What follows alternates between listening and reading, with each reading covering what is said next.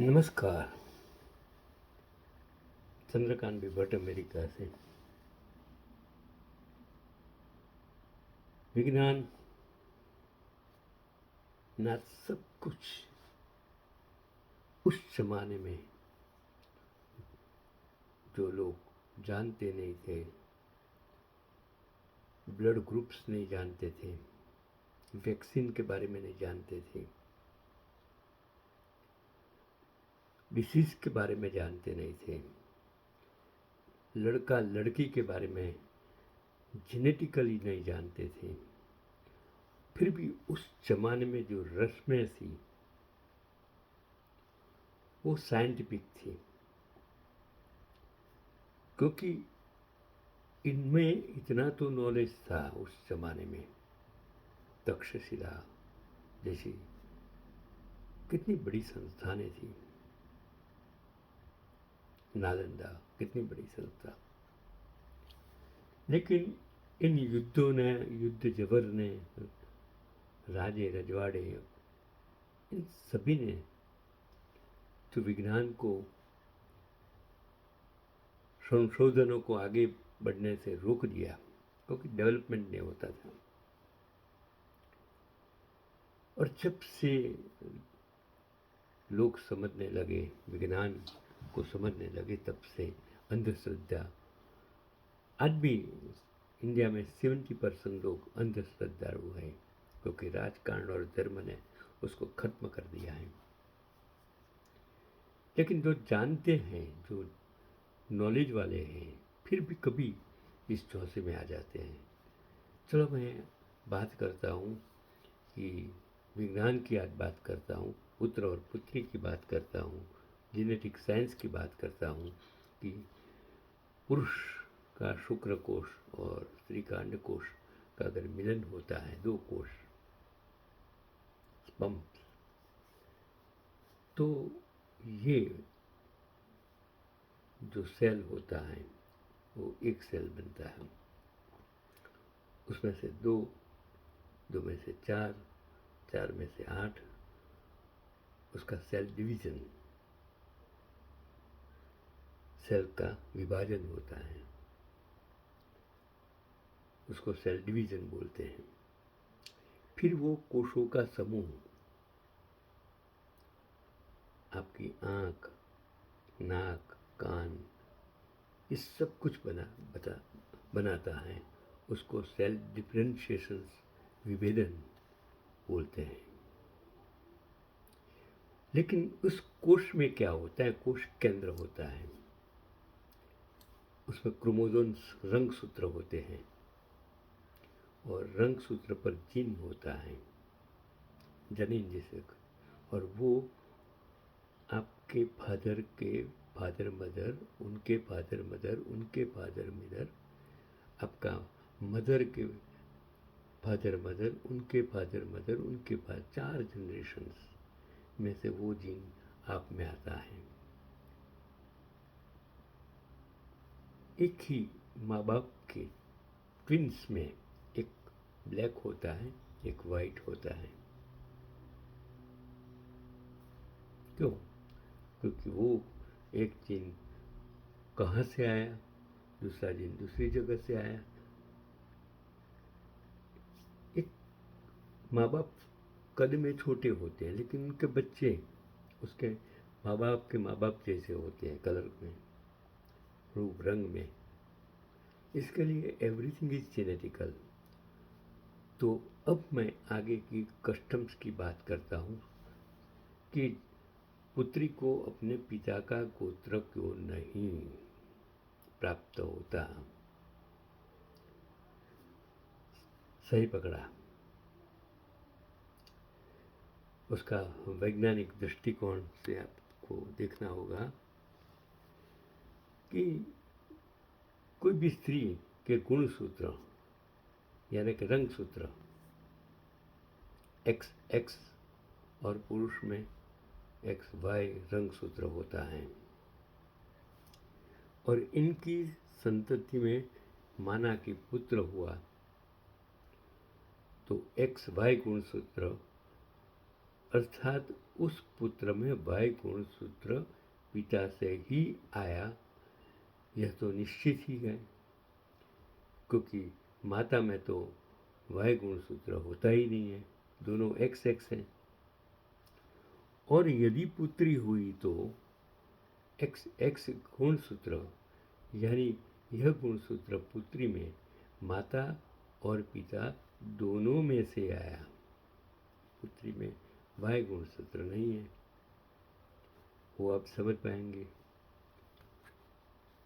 चलो आगे, x x गणसूत्र अर्थात पुत्री, अस्तु एक्स एक्स गुणसूत्र के जुड़े में एक एक्स गुणसूत्र पिता से या दूसरा एक्स गुणसूत्र माता से आता है, एक्स दोनों में से आया है, तथा इन दोनों गुणसूत्रों का संयोग एक गांठ मतलब कोश की रचना बना देता है, जिसे क्रॉस ओवर कहा जाता है। फर्टिलाइज एग जिसको हम बोलते हैं। एक्स वाई गुणसूत्र की बात करें कि एक्स वाई गुणसूत्र मतलब क्रोमोसोम्स अर्थात पुत्र, यानी पुत्र में वाई गुणसूत्र केवल पिता से ही आना संभव है, क्योंकि माता में वाई गुणसूत्र तो है ही नहीं, और दोनों गुणसूत्र असमान होने के कारण पूर्ण क्रॉसओवर नहीं होता, केवल 5% तक ही होता है, और 95% वाई गुणसूत्र जो का त्यों इंटैक्ट ही रहता है। तो महत्वपूर्ण वाई गुणसूत्र हुआ, क्योंकि वाई गुणसूत्र के विषय में हमें निश्चित है कि यह पुत्र में केवल पिता से ही आया है। तो इसी वाई गुणसूत्र का पता लगाना ही गोत्र प्रणाली का एकमात्र उद्देश्य है, जो हजारों लाखों वर्ष पूर्व हमारे ऋषियों ने जान लिया था। तो वैदिक गोत्र प्रणाली और वाई गुणसूत्र क्या है? अब तक हम यह समझ चुके हैं कि वैदिक गोत्र प्रणाली वाई गुणसूत्र पर आधारित है, अथवा वाई गुणसूत्र को ट्रेस करने का एक माध्यम है। एग्जाम्पल के लिए, यदि किसी व्यक्ति का गोत्र कश्यप है, तो उस व्यक्ति में विद्यमान वाई गुणसूत्र कश्यप ऋषि से आया है, या कश्यप ऋषि उस वाई गुणसूत्र के मूल हैं। क्योंकि वाई गुणसूत्र स्त्रियों में नहीं होता, ही कारण के हैं कि विवाह के पश्चात स्त्रियों को उसके पति के गोत्र से जोड़ दिया जाता है। क्यों?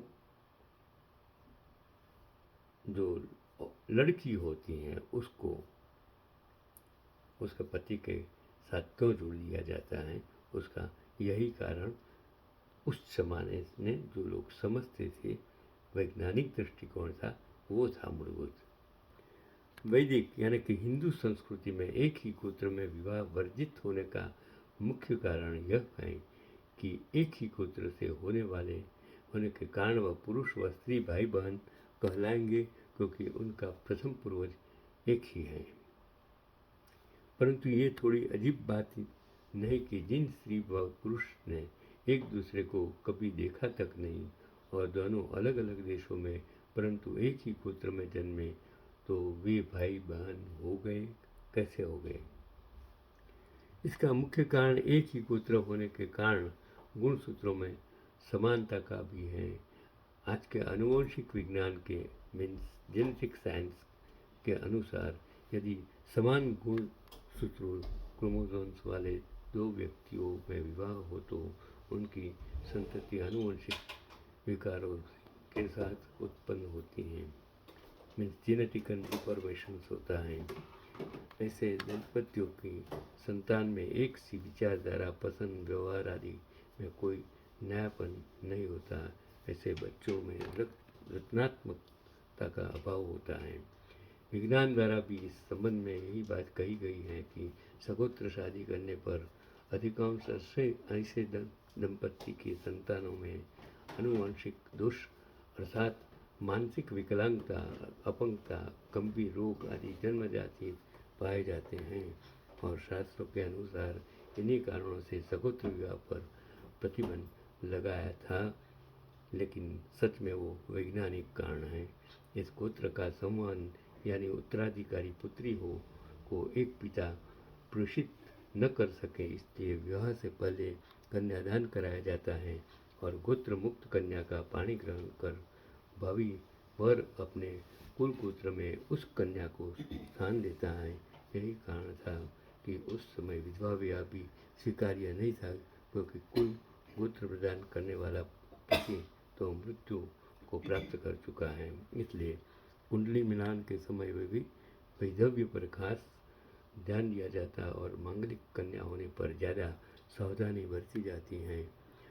आत्मज या आत्मजा या संधि विच्छेद तो कीजिए आत्म प्लस ज अथवा आत्म प्लस चा, आत्म बराबर मैं, ज यानी जा અને जन्माया जन्मी यानी मैं ही जन्माया जन्मी हूँ।